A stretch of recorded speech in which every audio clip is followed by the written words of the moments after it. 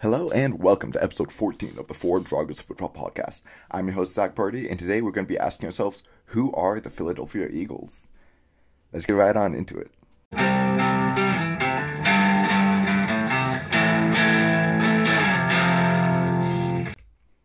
Alright, so I just found out that I did not record the beginning of this episode correctly, so I'm redoing that right now. So if you're new to this series, this is the Who Are They series, where I go position by position and break down each NFL roster. And today we are doing the Philadelphia Eagles. And I'm just going to be going through asking questions about each position and also giving a bit of insight of what I expect to see throughout the season. So starting off with the quarterbacks, we have Jalen Hurts, Gardner Minshew, Reid Sinnett, and Carson Strong. So Jalen Hurts really helped this Eagles offense take off in the second half of last season, but that was mostly through the run game. He's a dynamic runner, but not really a plus passer of the football right now. So he definitely needs to take that next step this season, and he's really well set up to do so. He's got a plethora of receiving options, wide receivers and tight ends, as well as solid receiving backs, and then a really solid offensive line, potentially one of the best in the leagues. He's also got this crazy hard work ethic you saw throughout his time in college, progressing at Alabama, OU, and now in the NFL each year, getting better and better. But right now he's essentially on a one-year prove-it deal with the Eagles, and the Eagles have 2 first-round picks in next year's draft and won't be afraid to use them to upgrade a quarterback either through trading them or trading up to get their guy. Either way, I think the Eagles are pretty well set up at quarterback right now because they either got Jalen Hurts to be their guy or they have a way to get their guy for the future. Gardner is a very solid backup who can come in and win some games in case Jalen goes down or Jalen just underperforming. He doesn't have like the highest upside and he's got limited athleticism, but he was able to win in Jacksonville, which is saying a lot, seeing that they just had back-to-back number 1 overall picks. And he's a good locker room present, good leader, so really good backup for them to have right now. I don't know much about Sinnett other than he's entering year 3 after being undrafted out of the University of San Diego. See if he makes the roster. And then Carson Strong, I love this pickup for a UDFA. He has great upside. What he showed in college was amazing at Nevada, but throughout the season you saw him kind of get worse. That's because he has a degenerative knee disorder. I guess he wasn't even really supposed to play this year, but he wanted to play with his teammates for one final season. And this disorder can, like, if it doesn't get fixed with surgery, it could destroy his career. So if his surgery is successful and he comes back, he's got solid starter upside, and that could allow the Eagles to move on from Jalen Hurts without having to give up the draft picks to trade up for a QB or trade for a vet. So yeah, I just think it's a really smart move to have him on the back end of the roster. Because worst comes to worst, he's just not good. And you're like, okay, like, it was an undrafted free agent. Then moving on to the running backs, we have Miles Sanders, Boston Scott, Kenneth Gainwell, and Jason Huntley. So after a hot rookie season where he looked like one of the best dual threat backs in the league, Sanders suffered injuries and drop in play, failing to crack 900 rushing yards and 200 receiving yards after he had almost 900 and over 500 receiving yards in his rookie season. So can he bounce back with the rest of the offense kind of coming into form right now with quarterback probably being good and wide receivers, offensive line being solid, or is he best suited to be kind of like a complementary back in a running back by committee team? And then Boston Scott going to be able to establish himself as anything in this thin running back room? Like, is he going to be able to be a serious complementary back, or is he just going to kind of remain like a all-right spell back, getting around 400 or 500 scrimmage yards? I'm probably going to bet on the under or the latter if I had to. I just feel like he would have shown more by now if it weren't the case, you know? And then Kenneth Gainwell, he was a rookie last year, and he did a really solid job last year as a part of the committee, getting just short of 600 yards. I wouldn't be surprised if he did take the number 2 job from Scott and even convince the Eagles not to pay up for Miles Sanders and make Kenneth Gainwell their number 1 back in a year's time. He's got that sort of upside. It's just whether or not he meets it, and let's see if he does this season. And then Huntley hasn't really done much of that in the league, but in a thin group where there has been injuries above him, would he be able to enter the rotation and keep it afloat if called upon, or do they need to sign a vet if it comes to that? All right, and this is where it gets interesting. So we got A.J. Brown and Devonta Smith, probably like one of the best wide receiver duos in the league right now. We'll see. They haven't played together yet, but. And then Jalen Reagor, Quez Watkins, Zach Pascal, Greg Ward, and Deon Cain, John Hightower, Devon Allen, and Britton Covey rounding out the roster. So A.J. Brown is a huge get, one of the best receivers in the league, and he's only 24 right now. He will be 25 by the time the season starts, but still, that's super young. Still got at least 6 years left in his prime, I'd say. Him and Devonta Smith should be like the best young duo in the league. The only question is, are they going to be enough to elevate this offense and elevate Jalen Hurts to be, have this be a dynamic passing game? And then Jalen Reagor needs to prove himself, and he needs to prove himself fast. He has a chance this season, as he'll rarely see double teams with the receiving options around him. But it looks like he's kind of on his way out, being phased out right now. Former first-round pick with really good speed. He can be a Deshaun Jackson type if the Eagles want. But, yeah, it doesn't look... The future doesn't look the best for him, but he definitely still does have the talent. And if he puts the work in, like... I don't see him being much more than the fourth receiving option just because they do also have Goddard at tight end. But he can definitely still produce like 600-700 yards this season. But it depends on him. Depends on if he does improve in the assets of the game. And then Quez Watkins looked pretty solid from the slot last year. And he also has the versatility to be like an inside-outside guy. So that's a really good fourth receiver. Can be called upon to be the number 3 if Reagor doesn't step it up. And Zach Pascal coming over from Indianapolis is kind of similar to Quez in the way that he's a good depth guy, like great fifth option. He has that inside-outside versatility, but different of a skill set. Quez is more of like a speed guy, but yeah. And then Ward is a unspectacular slot receiver. He provides solid hands and good depth, someone who can play in the slot if you need to, but they already got like a good amount of guys who can play in the slot. So I wouldn't be surprised if he actually didn't end up making this roster. One of these guys below him did, one of these less experienced guys with higher upside, especially like an undrafted free agent like Devon Allen or Britton Covey.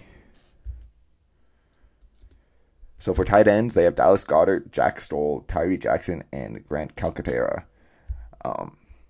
So in the first half of this last season, as a true tight end one, Goddard looked pretty incredible. He fell just short of 1,000 yards in the season, but if he extrapolated the 10 games he had where after Ertz had left or had been traded, if he extrapolated that over the whole season, he would have had over 1,000 yards. So can he keep up like this sort of production and just looking good all around and be one of the top 5 tight ends in the league? He looks like that right now. It's just this is the season when he gets to solidify himself as that. Jack Stoll didn't really do much after becoming tight end 2 for this team last year. Will that change, or does like a plethora of good wide receivers have this team avoid 12 personnel, which is a 2 tight end package? And if they do run 12 personnel, or if he does get more playing time, is he able to take advantage of that, or are one of these tight ends behind him going to step up and take his tight end 2 job? So continuing on, we got Tyree Jackson. After going undrafted as a quarterback in 2019, he's trying to find his footing now at tight end. There's definitely an opening here at tight end too, so let's see if he can do that. I haven't really seen him play much tight end in the league yet. I don't think he's actually gotten any snaps as actual tight end yet, so we'll see if he's definitely got a chance to be the tight end 2 right now, because him and Jack Stoll are going to be vying for that right now. And then Grant Calcaterra is actually a really interesting story. So he was pretty solid as a tight end sophomore season at OU in 2018, and looked like one of the top tight ends in the 2020 class. But then he retired from football following a couple concussions and just like wanted to protect his health. However, this past season he came back and played for SMU and looked pretty good there. So he got drafted, I think, 6th round with the Eagles, and his injury history is definitely concerning. However, he does have like talent, some serious talent. So can he overcome these injuries and take this wide open tight end 2 job? All right, so now moving on to the offensive line. The starters right now are projected to be Jordan Mailata, Landon Dickerson, Jason Kelsey, Isaac Suamelo, and Lane Johnson. Backups for tackles are Andre Dillard, Jack Driscoll, LeRaven Clark, and Jared Williams. Backup guards include Sua Opeta, Josh Sills, and Kayode Awasika. And then backup centers include Cameron Jurgens, Brett Toth, and Jack Anderson. So in his second season starting after taking the job from Andre Dillard, who was a first round pick the year before him. Former seventh round pick Jordan Mailata looks like one of the top left tackles in the league. At 6'8", 340, former Austrian rugby player or Australian rugby player. He should continue his elite progress. Like, he's just been growing every year in the league, and no reason to see him stop now. He should be like a top 3 tackle in this league. I wouldn't be surprised. And he's still young too. As for Dillard, he's been all right when not struggling with injuries, but he has struggled with injuries. So look for him to potentially play in, and he could play right guard if needed, or be a swing tackle in case Mailata or Johnson get injured. Dickerson looked like a pretty solid guard last year, and now he doesn't have to worry about being a center in the future with the drafting of Jurgens. So now he can just solely hone his craft at guard, and let's see if he continues to develop there. Sua Opeta held on to his roster spot. Sua Opeta held his own in spot starts last year. He was a solid backup, and we'll see if undrafted free agent Josh Sills even makes the roster right now. Kelsey is one of the best centers in the league. He had a bit of a down 2020. However, he bounced back pretty strong, and this is probably his last season. So how does he look going out? And then Cam Jurgens should be a great replacement for Kelsey. Very similar athlete, and he can learn from his comp. Would be surprised if Toth and Anderson stuck on the roster just because, like, Jurgens already the backup. You don't really keep a bunch of centers on the roster. Worst comes to worst, also, Dickerson can play the center, and one of the backup tackles or guards can step up and play that left guard position. And then can Suomelo bounce back after having back-to-back seasons cut short due to injuries? Or is he going to be demoted to backup due to inconsistent play and availability? Would second-year undrafted free agent Owasika be the one to take that job?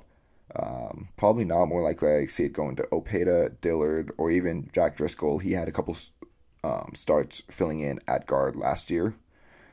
Can Lane Johnson stay healthy again? And now that he's getting up in age, how much longer does he remain one of the top right tackles in the league? Like, for a solid 5-year stretch, he was like, oh, best right tackle, obviously Lane Johnson. Now it's probably Tristan Wirfs or someone else, but he's still one of the top guys in the league, and does he remain that as he's getting older and dealing with injuries?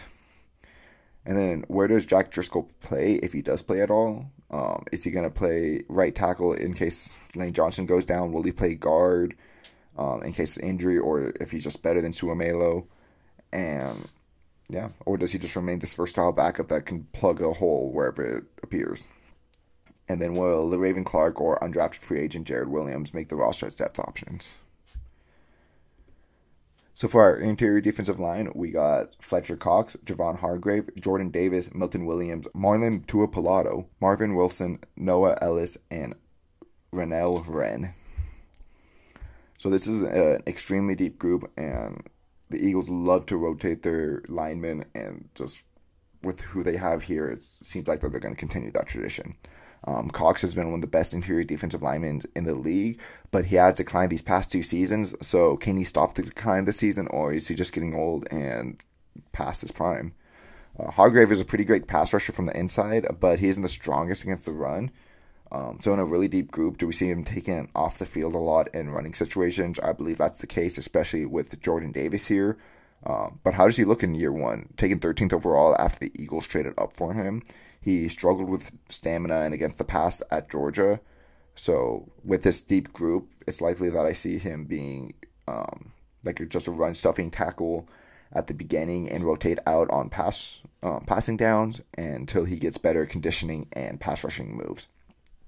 And then Williams and Tuapolato were drafted in the 3rd and 6th round each last year, with Williams being more of a pass rusher type and Tuapolato being more of a run stuffer. So how do they look in year 2?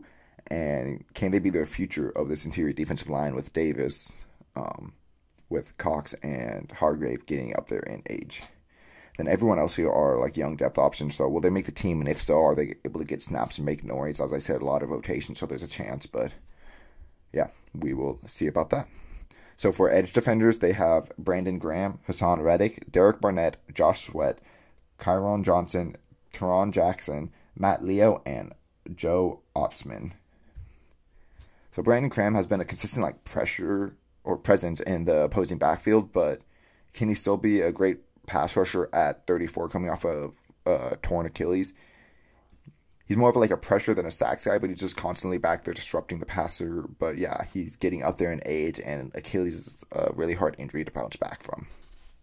Haason Reddick has had double-digit pass these past 2 seasons after converting back to edge where he played in college, but the pressure numbers haven't really been consistent with that. Like, he's had a really high sack percentage. So does his production regress, or does he grow and continue to be a better pass rusher as he kind of has been these past couple seasons?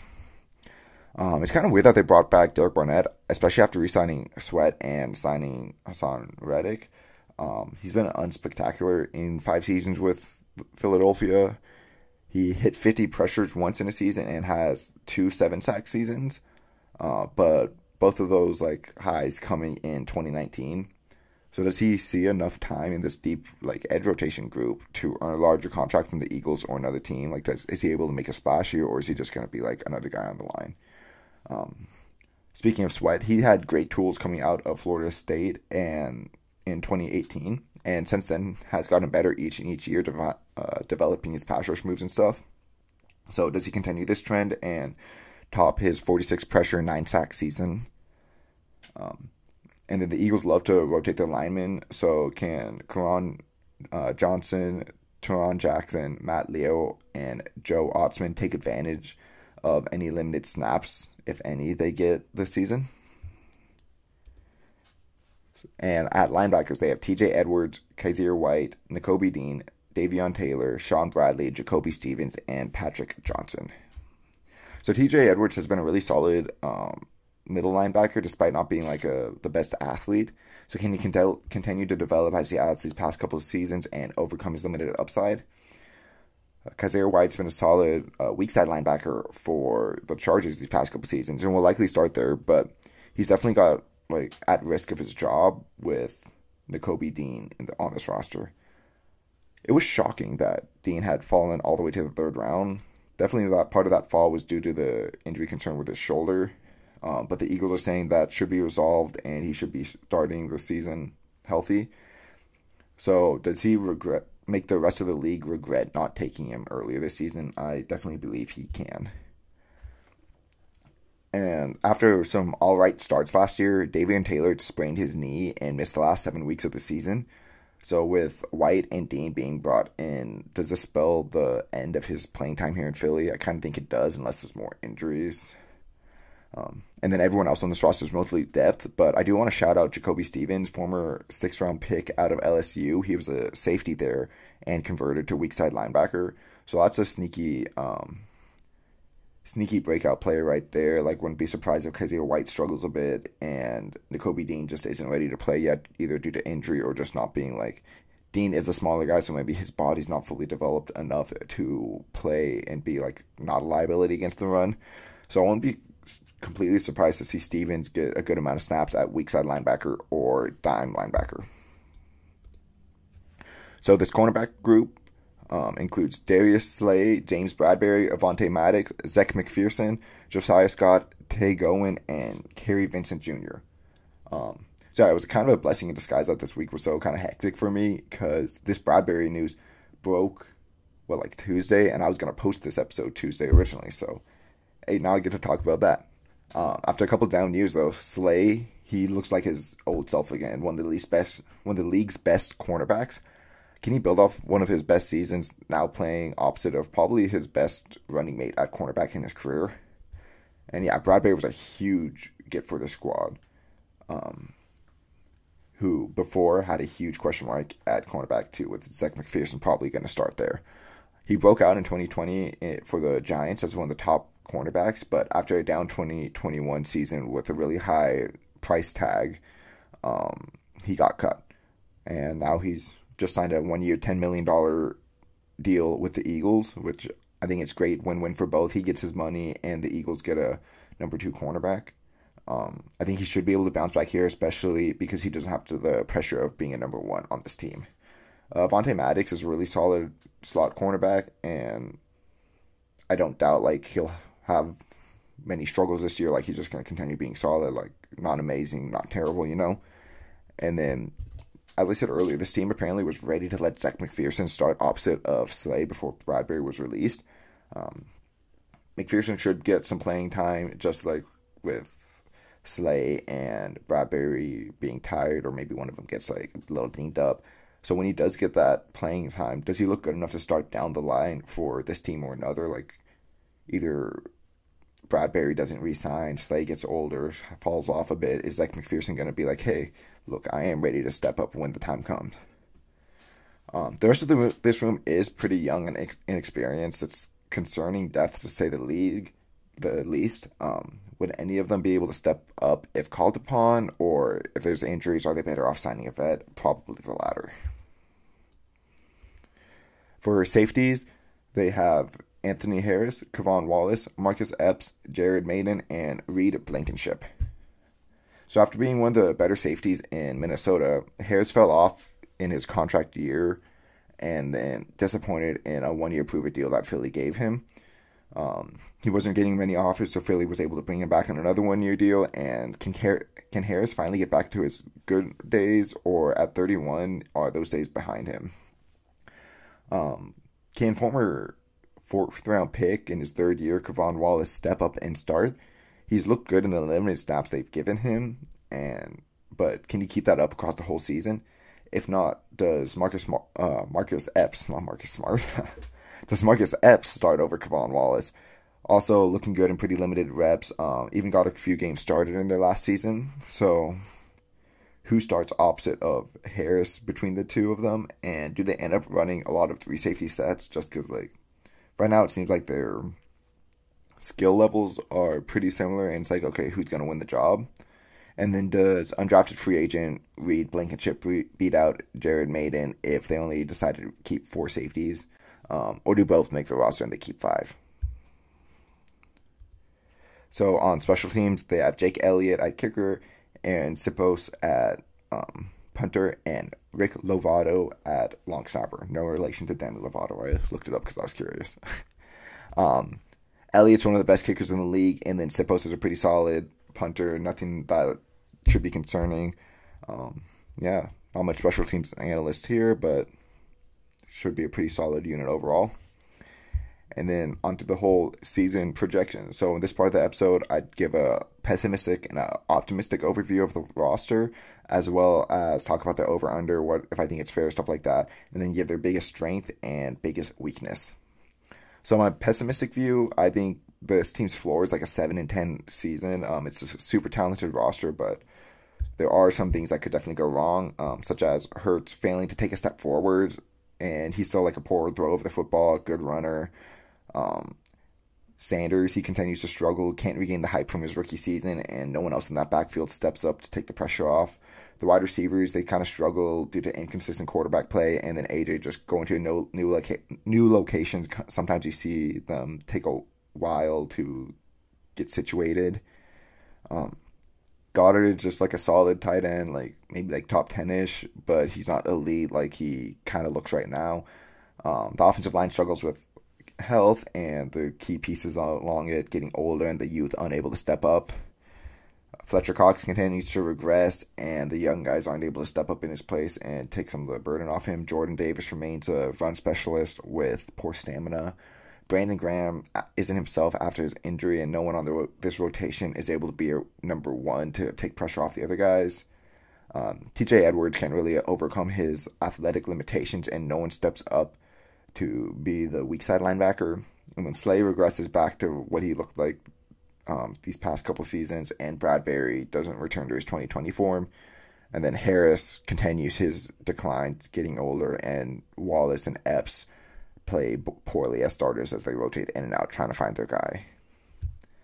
On the optimistic end, though, I think this team can win about 11 games, go 11-6, make the playoffs. This would happen if Jalen Hurts takes a year 3 leap with all the talent around him, becoming a serious dual threat quarterback. Miles Sanders, he goes back, looks like how he did as a rookie, and Boston Scott, Kenneth Gainwell, the 3 of them form a pretty serious committee. AJ and Devonta are one of the league's best duos, like scratch out the young part. They're just an amazing duo, and Goddard solidifies his spot as a top 5 tight end. The offensive line remains healthy, and the old guys don't have too much regression, and the young guys continue to grow. Cox bounces back after a couple disappointing seasons, and Jordan Davis is solid right out the gate, with the rest of the rotation filling in nicely. Brandon Graham comes back full strength and is himself, and the combo of Reddick, Sweat, and Barnett keep the pass rush playing at full strength with a full tank of gas. TJ Edwards continues to impress at middle linebacker, and then either White, Dean, Stevens, maybe all of them play valiantly at weak side linebacker. Slade, Bradbury, and Harris, they all play at their peak forms or close to their peak form. They all play well, and then either Wallace or Epps are able to step up and fill that last secondary hole. So looking at the over-under, they're slated at 8.5 right now, and I would probably bet the over on it. I feel like this is pretty much just a bet on whether or not you think Jalen Hurts will work out, and I'm pretty confident he will. He's a super hard worker, and he has all the necessary pieces around him to succeed. And if he doesn't succeed, then yeah, like obviously they aren't going to hit this over, but I feel pretty confident that he will. Their biggest strength right now I put as their trench play, so their offensive and defensive line. Their weak link on the offensive line, I believe, is still going to be a average starter. Like whoever wins out that job for right guard right now, it looks like Suomelo. But yeah, they're still going to be like an average starter, and to have that as your weak link is like pretty, like that's pretty good, especially seeing that it's at guard, which is the least valuable O-line position. And then on their D-line, they have great depth, so they can keep rotating guys in and out to keep them fresh and ready. And then they also have upside with Cox and Hargrave, Jordan Davis. Like they've got depth and upside, so that's just a great combo to have. I also consider putting their biggest strength as pass catchers because AJ, Devontae, and Goddard has a chance to be nasty this season. The biggest weakness I put as quarterback uncertainty. Like quarterback isn't their biggest weakness, but if they aren't going to hit their 8.5 over under, it will be because of Jalen Hurts, I believe. He can't play like he did last year, so run heavy and expect to win and have the same results again. Especially with these amazing wide receivers out there, like they need to pivot to more of a pass game and take advantage of that. If he does progress and prove to be a strength of the team, I'd probably say linebacker or safety is their biggest weakness right now. There's a lot of uncertainty over there. All right, guys, thank you for sticking around. So another great episode. Hopefully I'll get another one out in just like a day or two. I want to really pump these out. I'm having a lot of fun doing them. If you're on YouTube, like, comment, subscribe. Let me know what you guys think so far. If there's anything you want me to change about the format or anything like that. If you're on Apple Podcasts, Spotify, anything like that, leave a 5-star review or rating and leave a review too. Follow me on my Twitter. I'm going to leave it in the description down below, FPF_podcast. And yeah, I'll see you all in a couple days. Thank you.